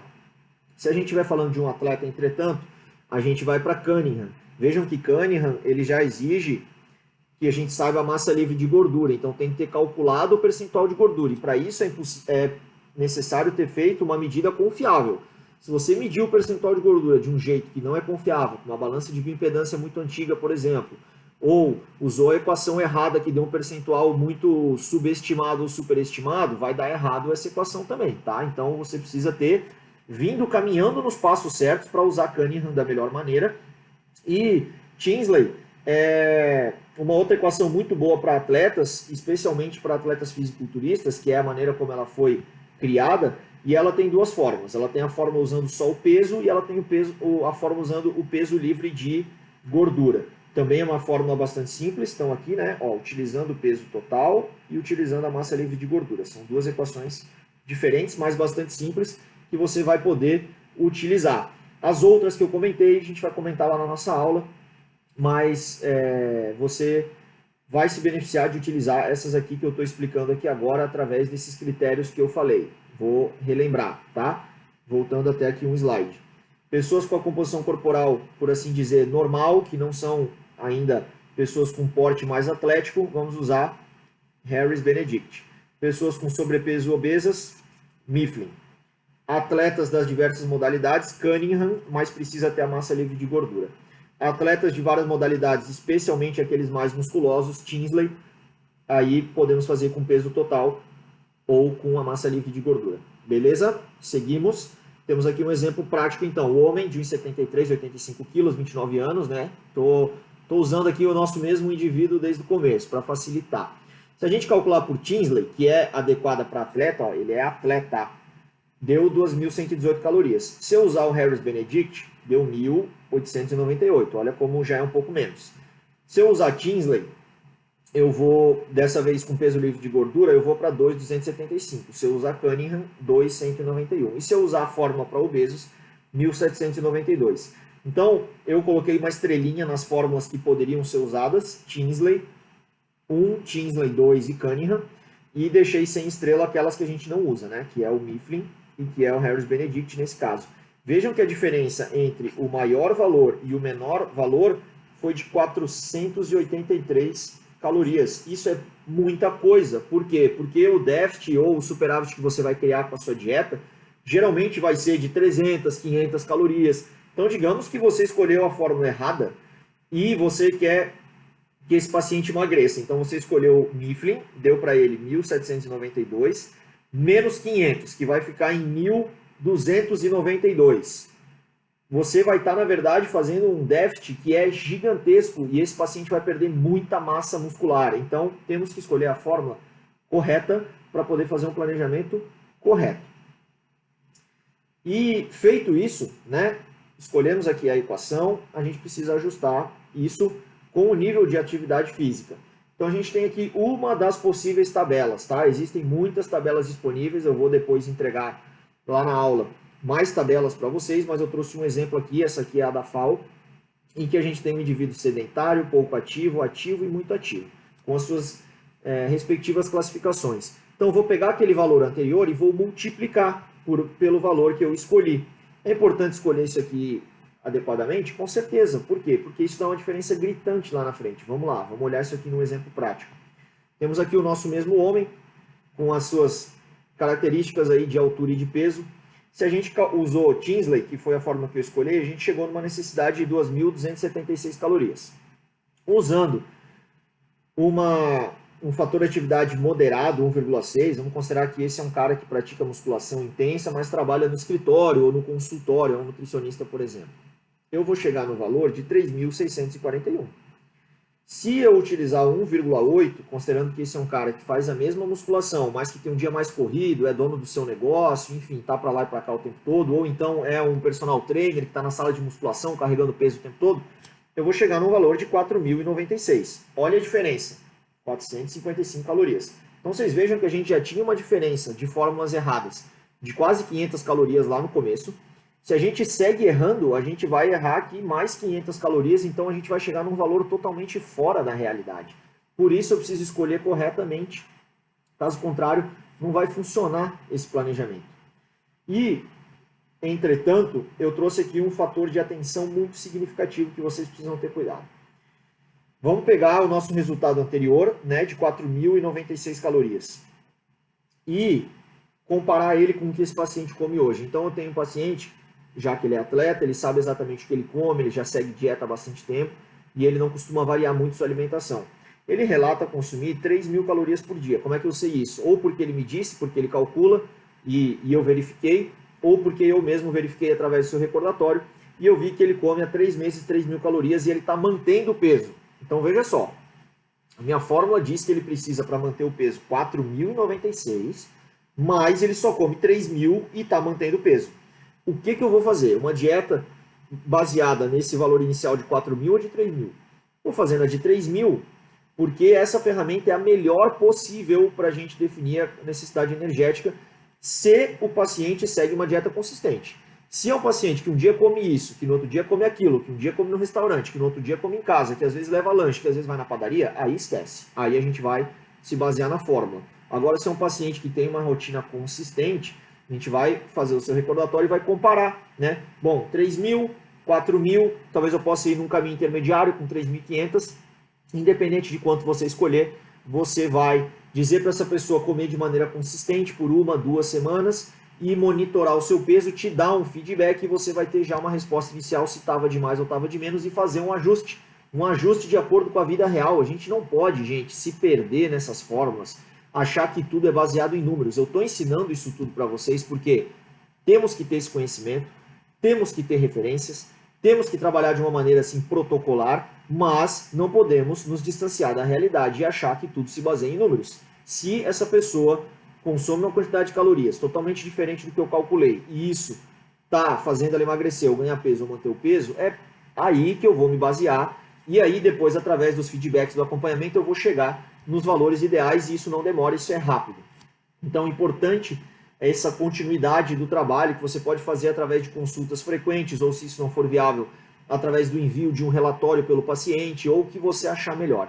Eu, via de regra, peço para o paciente me enviar um relatório. Alguns pacientes que eu considero casos mais específicos, eu peço para voltar no consultório depois de 15 ou de 3 semanas, 15 dias ou 3 semanas. E quando é um caso que não tem uma relevância assim tão grande, uma preocupação tão grande com a mudança de composição corporal mais rápida, porque a gente está falando mais de uma reeducação alimentar, aí eu posso dar o período mais habitual, de 1 mês ou 2 meses entre as consultas. Isso tudo varia muito, estou dando aqui só exemplos para vocês abrirem, talvez, a mente de vocês para outras possibilidades. Seguimos. Então, concluindo, é importante escolher a fórmula adequada para cada caso. Precisamos considerar as fórmulas como um ponto de partida, mas entender as suas limitações, né? Cruzar as informações da anamnese com o resultado da fórmula para definir, de fato, o total calórico da dieta. Monitorar os resultados iniciais, depois de 10, de 15 ou de 30 dias e fazer pequenos ajustes. E, via de regra, eu prefiro errar para menos. O que é errar para menos? Eu prefiro colocar menos calorias e depois aumentar, se eu ver que o paciente precisa de mais, do que botar mais calorias e pedir para ele diminuir depois, porque isso tem um impacto psicológico maior. Ninguém gosta de ser podado nas suas calorias. E se for alguém muito preocupado com ganho de gordura corporal, pode se apavorar no começo da dieta e nem sequer voltar na sua consulta, porque saiu de lá ganhando gordura. Então, eu prefiro errar para menos e depois ir aumentando as calorias, beleza? E chegamos aqui à nossa parte final, então vamos falar um pouquinho sobre as necessidades especiais do atleta vegano. Temos aqui o nosso querido Nimai Delgado, um atleta profissional de fisiculturismo, que tem um físico muito bacana, que é vegetariano desde a sua infância, porque os pais eram vegetarianos, ele nunca comeu carne na vida e depois, então, se tornou de fato vegano. Aqui, voltei naquele slide que a gente já tinha visto, né? São os estudos mais interessantes que nós temos até agora sobre isso. Como falei também, muitos estudos novos surgindo, revisões novas surgindo. Muito em breve, certamente, teremos atualizações, mas esses aqui são os principais que a gente pode se basear até agora. E o que eles nos trazem aí de informações relevantes? Que os atletas veganos, normalmente, eles consomem menos proteína que os atletas onívoros, né? Isso já é de se esperar, né? Isso é um tanto quanto óbvio. A otimização da ingestão proteica, ela precisa levar em consideração a quantidade e a qualidade da proteína ingerida. Por quê? Porque sabemos que as proteínas de origem vegetal, elas podem ser limitadas em alguns aminoácidos, então precisamos que isso se complemente. Isso não precisa ser na mesma refeição, tá bom, pessoal? Não tem que comer arroz com feijão toda a refeição. Posso ter uma refeição só de arroz, posso ter uma refeição só de feijão. Entretanto, comentário meu agora, sendo prudente, para quem quer ganhar massa muscular, eu acho mais interessante fazer as combinações nas refeições principais para aumentar o estímulo de síntese proteica. E devido a questões relacionadas à digestibilidade, como a presença de fitatos, é sugerido que os atletas veganos busquem o consumo mais alto das recomendações da sua respectiva modalidade. Então, isso pode variar entre 1,4 e 2 gramas, de acordo com a ISSN. Né? Se for um corredor, por exemplo, 1,4 vai estar legal. Se for um fisiculturista, eu vou precisar de 2 gramas por quilo.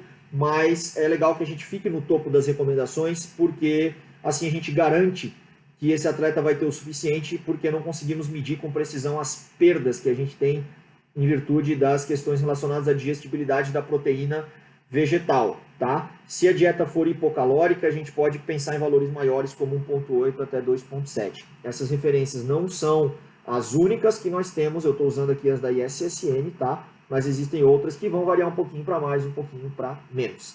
Correlacionando com exames laboratoriais, como vocês vão aprender durante o curso, a gente consegue saber se essa proteína está legal ou não está legal, muito mais do que se basear em números fixos, ok?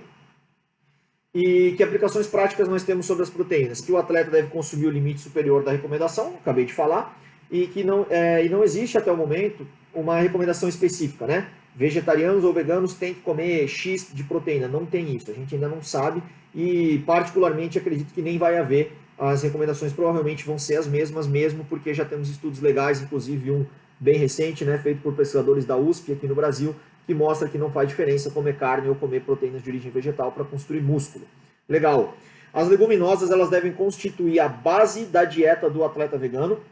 Os cereais e outras fontes proteicas vão complementar a ingestão desse nutriente. Então, principal, leguminosas, complementares, cereais e outras fontes como oleaginosas também. O suplemento de proteína em pó são uma ferramenta extremamente útil, né? Quase sempre necessária, não quer dizer que sempre vai ser necessária, mas quase sempre necessária se eu estiver pensando em 2 ou mais gramas de proteína por quilo para um atleta vegano. Outros recursos interessantes, proteína texturizada de soja, tofu, também são muito bons. Lá no curso a gente vai ver as fontes com detalhes e informações relevantes, né, para poder montar um plano alimentar. Aqui eu estou dando as recomendações mais gerais para vocês.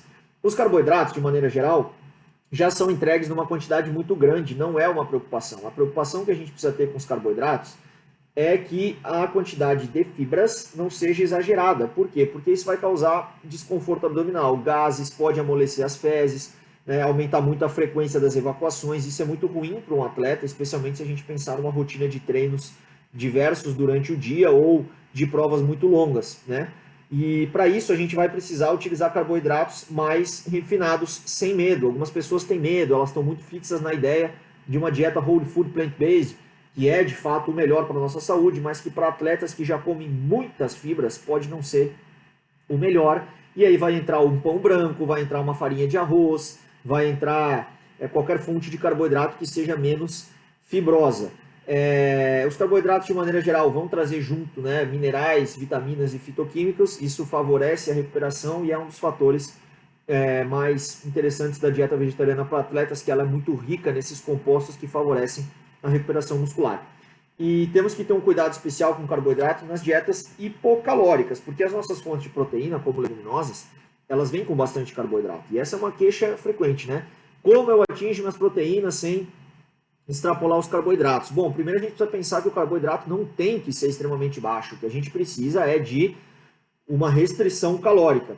Mas sim, podemos ter que ter um pouco mais de cuidado em dietas hipocalóricas para optar por fontes menos ricas em carboidratos, como, por exemplo, a proteína de soja, o tofu e a proteína em pó, que eu já mencionei.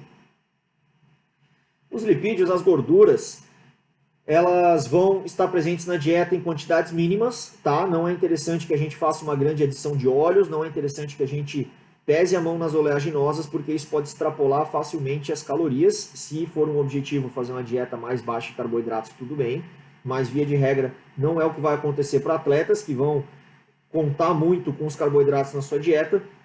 Então esses lipídios vão acompanhar já os alimentos do dia a dia, e os alimentos de origem vegetal já são, via de regra, ricos em gorduras insaturadas. Então, basta que a gente se preocupe em não utilizar óleo de palma, não utilizar o óleo de coco, que é muito popular, porque a gente não quer aumentar esse consumo de gorduras saturadas, e a gente tem que também pensar na redução do consumo de ômega 6, que está aí muito no milho, no girassol e outros óleos vegetais, porque isso reduz a conversão do ômega 3 na sua forma ativa, né, do EPA presente no óleo de linhaça, na chia, nas nozes, em EPA, que é sua fração ativa. Então, já que a dieta vegetariana não entrega DHA na sua forma final, a não ser através da suplementação com algas, a gente vai se beneficiar de reduzir o consumo de ômega 6 para poder ter uma conversão mais interessante, ok?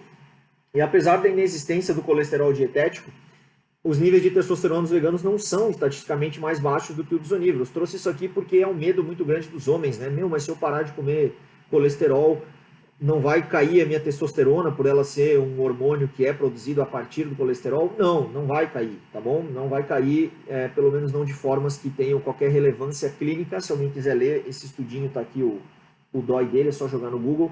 Estudinho bacana, recente também, feito nos Estados Unidos. E essa quantidade, então, de lipídios, ela não deve ser maior do que 35% para atletas, é desnecessário, né? Como eu falei, a gente vai confiar mais em carboidratos, e se eu exagerar na gordura, não vai ter espaço para esse carboidrato. E a gente precisa ter um cuidado, então, com o alto consumo de oleaginosas e óleos. Por outro lado, restringir muitas gorduras para menos de 20% também não é legal, tá? E isso pode ser necessário por um período limitado de tempo, como numa dieta para uma competição de fisiculturismo, mas não é legal que a gente faça isso meses e meses a fio, certo? E essa conduta de baixar demais a gordura, agora sim, ela pode ter um efeito negativo sobre a testosterona. Isso não é comprovado, os estudos são divergentes, mas pode ter. E a gente precisa, então, nesses períodos de mais baixas calorias e baixas gorduras, prestar um pouco mais de atenção aqui, ó, nas vitaminas lipossolúveis, né, A, D, E, e nos ácidos graxos ômega 3, se necessário, suplementando, inclusive, como a gente vai ver daqui a pouco, com as opções que nós temos disponíveis. E um daqueles estudos, de 2017 da SSN, ele traz essa tabelinha legal aqui com as fontes, né, dos principais nutrientes, e eu fiz comentários aqui na lateral sobre cada um desses nutrientes. A B12, ela é de suplementação obrigatória, sabemos disso, não é discutível. No curso vocês vão aprender como avaliar isso de uma maneira correta, tem uma aula específica sobre isso. A vitamina D vai ser suplementada se necessário, não é assim simplesmente dar vitamina D para todo mundo, a gente vai precisar olhar os exames, e não existe sequer um consenso sobre os melhores níveis. O cálcio pode ser muito facilmente obtido nas bebidas vegetais enriquecidas, nós temos que prestar aí uma atenção nesse nutriente, suplementá-lo se for o caso. O ferro e o ácido fólico deve ser suplementado conforme uma avaliação criteriosa, que vocês também vão aprender, que envolve a ferritina, a PCR, né, e alguns outros parâmetros.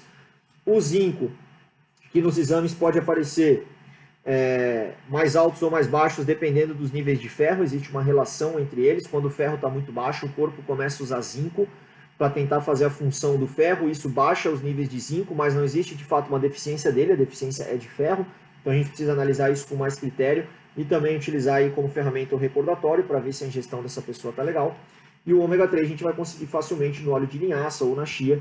A gente precisa avaliar necessidades especiais, gestantes podem se beneficiar do uso de DHA, mas no caso de atletas não é algo que eu tenha uma grande preocupação. A vitamina D, ela de maneira geral é menos consumida pelos vegetarianos, mas a verdade é que a maior parte dos onívoros também não consome boas fontes de vitamina D, assim como de ômega 3, porque essas fontes não são culturais para a gente, né? E entre atletas a deficiência de vitamina D ela é igual à da população geral, não é maior e nem menor, e não há evidência suficiente de que essa suplementação com D de fato aumente a performance. Só que níveis muito baixos podem sim prejudicar a performance. Então a gente vai avaliar os exames, ver se existe a necessidade de suplementar. A gente não precisa suplementar achando que isso vai melhorar a performance, porque não vai. E a melhor forma de se obter vitamina D é se expondo ao sol de maneira adequada. Aqui a gente tem um sumário das recomendações da IOM, que são questionadas por outros institutos, tá? Então vocês vão ver recomendações, talvez até já tenham visto em aulas valores muito superiores, mas aqui trabalhamos com um número entre 20 e 50 nanogramas por litro nos exames como uma quantidade adequada. Menos do que isso é pouco, necessita suplementar. Mais do que isso talvez seja desnecessário, embora também não seja tóxico até que se passe de um valor mais elevado. E a vitamina D ela pode ser suplementada na forma de vitamina D2, que vai ser sempre vegana, né? Ela é extraída de cogumelos, enquanto que a vitamina D3, hoje disponível na sua versão vegana, ela é extraída de líquens. Qual é o problema aqui? É o custo, né? O custo é um pouco mais alto, não é tão fácil de achar esse suplemento, mas é uma opção legal para os nossos pacientes veganos, né? A vitamina D3 mais habitualmente é extraída aí do pelo de ovelhas, então pacientes veganos não vão querer consumi-la, o paciente vegetariano talvez não dê bola. Então a gente precisa ver com cada paciente o que ele se sente mais confortável e depois acompanhar nos exames para ver se essa suplementação está sendo de fato eficaz. O ômega 3 no esporte, ele tem possíveis efeitos positivos, mas eu destaquei o possíveis aqui porque a gente não tem uma grande comprovação disso, tá bom? Então pode ser que diminua a resposta inflamatória e da broncoconstrição causada pelo exercício, pode ser que otimize a utilização de ácidos graxos pelos próprios músculos, pode ser que retarde a fadiga, melhore o perfil lipídico e reduza a dor muscular tardia. Tudo isso vem sendo muito estudado, mas até então, na minha opinião, uma atenção um pouco exagerada tem sido dada a esse nutriente, de formas que eu confio bastante no consumo aí de óleo de linhaça, como eu vou mostrar aqui na sequência para vocês. Aqui eu tenho uma comprovação disso que eu estou falando, nesse documento que é muito legal, de 2018, do Comitê Olímpico Internacional. Os pesquisadores trazem aqui que não há indicação de que níveis reduzidos de ômega 3 prejudiquem a performance, além de altas doses poderem causar efeitos adversos, né? Portanto, a melhor orientação pode ser aumentar as fontes dietéticas desses ácidos graxos, ao invés de fato suplementar. Se a gente vai falando de óleo de peixe, que alguns vegetarianos acabam consumindo, porque nesse caso eles abrem uma exceção, por assim dizer, essa é uma suplementação que traz um risco aumentado de contaminação com metais pesados, né? Por isso é importante sempre procurar aquele selo, que também não garante total isenção, mas é uma forma a mais de a gente se precaver. E esse excesso de ômega 3 pode causar sangramentos, problemas digestivos e até um aumento do LDL. Para vegetarianos, a gente pode contar, como eu falei, com o óleo de linhaça, que em uma colherinha de chá já vai dar 5 gramas, que é mais do que os homens e mais do que as mulheres precisam de acordo com as recomendações. Ou a gente pode usar uma colher de sopa inteira, vai para 8 gramas, muito mais ainda. E se a gente estiver falando na semente inteira, uma colher de sopa vai dar 2 gramas. Lembrando que ela precisa ser mastigada, né, para a gente ter acesso a esse conteúdo de ômega 3 que está dentro dela. E essas recomendações aqui, elas são baseadas em 50% a mais do que, aliás, minto, o dobro do que a recomendação para os indivíduos que são onívoros, o que é discutível, né? Porque, como eu falei, os onívoros muitas vezes sequer consomem ômega 3, então isso aqui é só uma estimativa. Eu costumo usar essas quantidades que eu mostrei para vocês, para a maior parte das pessoas, ela é suficiente. Lá no curso eu vou mostrar um estudinho bem bacana para vocês que fala um pouco mais sobre isso. E, concluindo então, sobre essas necessidades especiais aqui relacionadas a micronutrientes, a obtenção, e macro também, né? A obtenção de calorias, ela pode ser um desafio para o vegano, em virtude do grande volume de comida. Para isso, a gente tem como recurso aí utilizar shakes, sucos, castanhas e óleos para aumentar essas calorias com menos volume de comida. Muitas mulheres, principalmente, vão se beneficiar disso, porque estão habituadas a comer menos. A ingestão de proteína em quantidade suficiente é uma prioridade, tá? E a gente deve pensar tanto na quantidade quanto na qualidade dessas fontes, combinando aí fontes mais ricas em metionina com fontes mais ricas em lisina, garantindo sempre um bom aporte de leucina também. Reduzir a ingestão de ômega 6 é bem importante, assim como aumentar a ingestão de ômega 3 através dos óleos, como eu já mostrei. E a ingestão das recomendações de vitaminas e minerais, ela é relativamente fácil na dieta vegana, que é whole food plant-based, porque é uma alimentação muito densa em calorias. Então, nesse caso, a gente vai olhar mais detalhadamente, através dos exames, dos sintomas clínicos, para pontualmente prescrever uma suplementação se precisar. Os micronutrientes que mais merecem atenção na dieta vegana do atleta são, então, o ferro, o zinco, o cálcio, a B12, o ômega 3 e a vitamina D. Ok? E vamos concluir aqui a nossa aula falando de suplementação. Eu vou trazer aqui apenas um suplemento hoje para vocês, que é a L-carnitina, mas lá no curso a gente vai falar sobre termogênicos em geral, nas suas diferentes classes, que são bastante. Cafeína, creatina, os tamponantes, né, como a beta-alanina e também o bicarbonato de sódio. A gente vai falar de vasodilatadores, como arginina e citrulina, por exemplo, também os nitratos, importantes para os vegetarianos, sobre BCA, sobre glutamina e sobre outros suplementos. Nós temos lá mais de 4 horas de aula só sobre suplementos. E eu trouxe aqui um pouquinho para vocês sobre a L-carnitina, para vocês já abrirem um pouco os horizontes de vocês para aquilo que deve ser mais relevante na hora de interpretar se um suplemento ele é eficaz ou não. Então, o que é a L-carnitina? Ela é um aminoácido que está presente nas carnes, nos laticínios, e que pode ser sintetizado pelo corpo a partir da lisina e da metionina. Ela participa do transporte de ácidos graxos para dentro da matriz mitocondrial para que sejam beta-oxidados. Então, lembrando que a lipólise, a quebra do triglicerídeo em ácidos graxos e glicerol, ela é diferente da beta-oxidação, que é vulgarmente a queima dessa gordura, é de fato a sua utilização, né, como energia. Então, muitos suplementos prometem lipólise e promovem lipólise, mas isso não quer dizer que vai acontecer um emagrecimento. Nem mesmo se houver uma maior beta-oxidação, é garantido emagrecimento, porque se estiver uma magnitude pequena, ainda não vai ser suficiente para reduzir a gordura corporal. Mas tudo isso a gente vai ver com detalhes lá na frente. O que a gente vai ver aqui agora é o que realmente a literatura mostra em relação à L-carnitina para perda de gordura, né?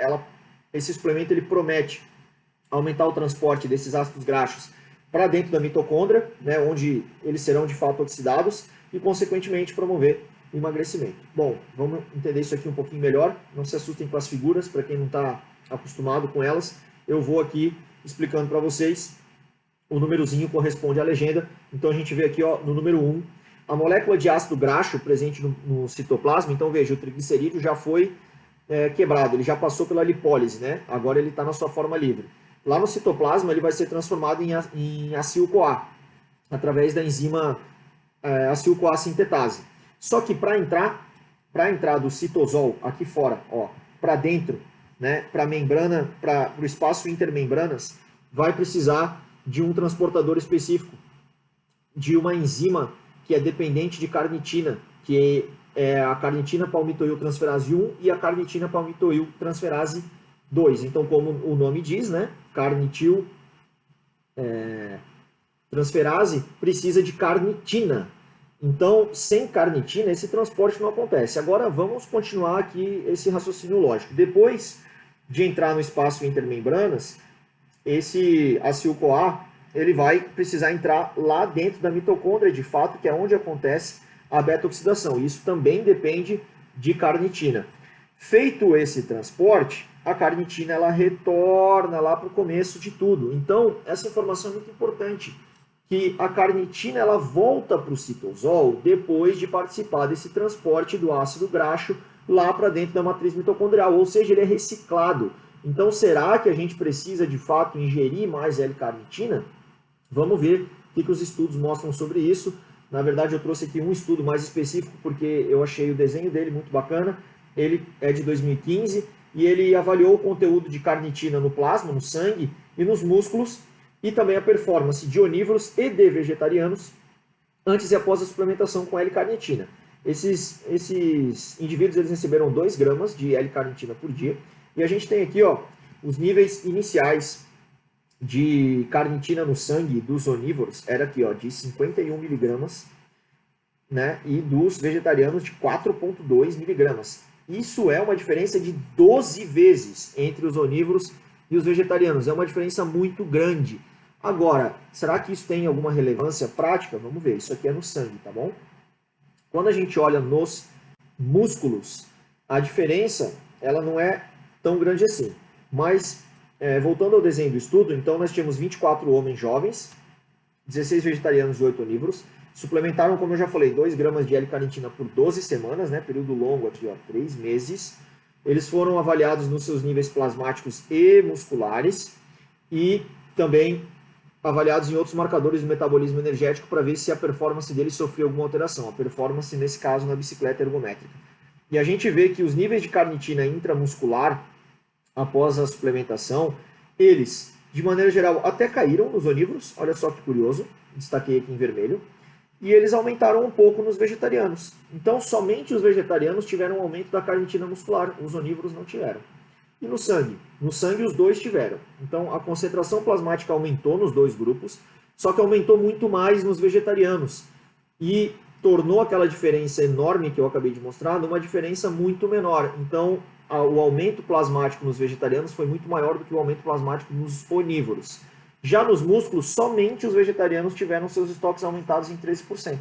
Curioso isso, né? Porque, às vezes, os estudos revelam pra gente algumas coisas que vão contra àquilo que a gente imagina a partir de uma hipótese mecanicista. Mecanicista é quando a gente olha para os mecanismos de ação, imagina que aconteça de uma forma, mas os estudos mostram que não. E aí, com o tempo, nós vamos elucidando o que acontece de diferente.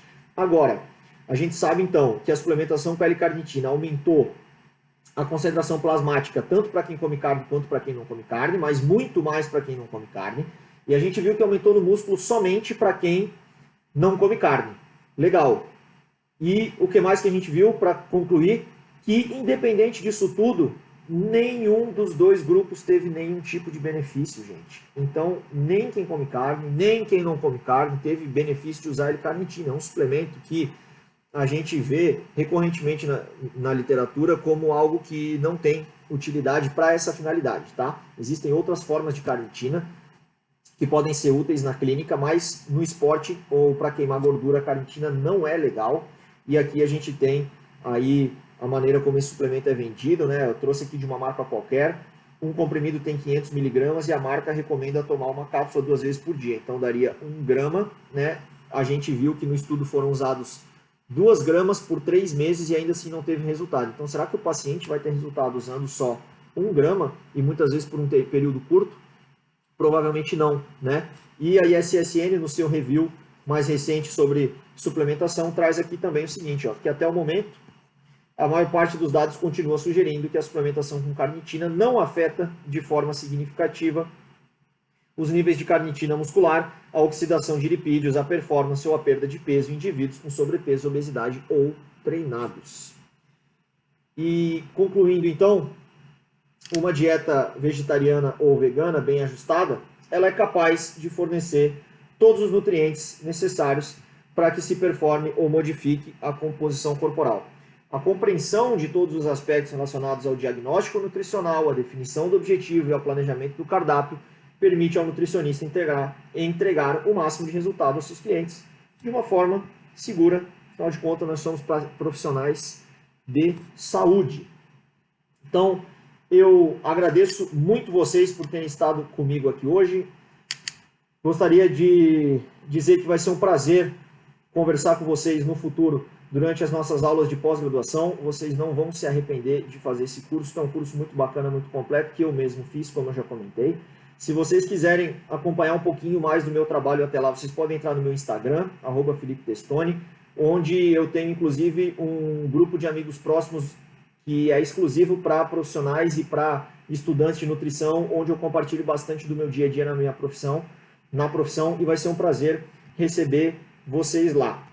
Deixa eu cortar aqui para mim, que vocês ficaram sem me ver até agora, né?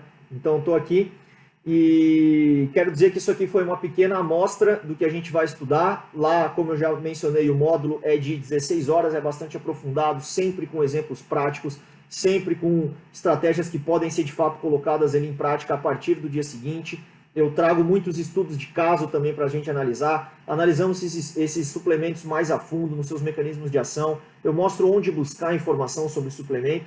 Então, realmente é uma aula, um módulo inteiro preparado com muito carinho, que eu tenho certeza que vocês vão gostar. A Plenitude como um todo oferece muitas oportunidades de aprendizado com grupos de estudos frequentes. Para quem está disposto realmente a absorver o conhecimento, não vão faltar oportunidades, e esse certamente é um grande diferencial dessa instituição.